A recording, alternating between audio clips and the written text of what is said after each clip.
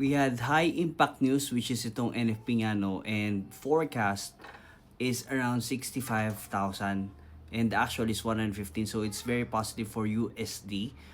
And yun nga, at unemployment rate 4.3, which is still the same forecasted and with the previous 4.3. Average hourly earnings which is 0.2 negative for USD. So breakdown natin, itong NFP na to, dapat kapag ka mas mataas ito, yung actual nito sa forecast, it will be good for the USD, which is inversely correlated with gold. However, si gold, despite this news na positive with USD, continues yung pagtaas niya. So bakit? Okay, so tuloy natin kwento. Gold prices surge amid US-Iran ceasefire optimism. So despite the 115 na magandang news for the USD, which is supposed to be inversely correlated, pero pataas pa rin si gold, so sabay silang tumataas ngayon. So ang pina-price in nitong gold actually is yung rate cut. So the prospect of having a future rate cut, yun yung pina-price in nitong gold right now.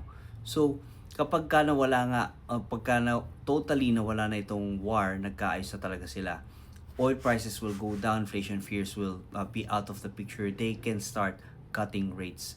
So yun talaga ang pinaka basis ng pagtaas ng gold ngayon. So it's very bullish, from the all-time high 5,600 it went down to 4,000, and yun nga, yung the past few weeks it's continually going up.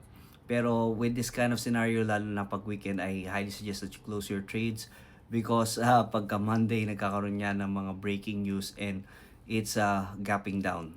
So nakakabawi naman, pero if you have a small count, you might get liquidated. So yun nga, yun lang yung ano natin, no? Yun lang yung pinaka input natin dito kasi doon lang rin naman talaga ang punta nun, no? So rate driven si gold with this kind of environment.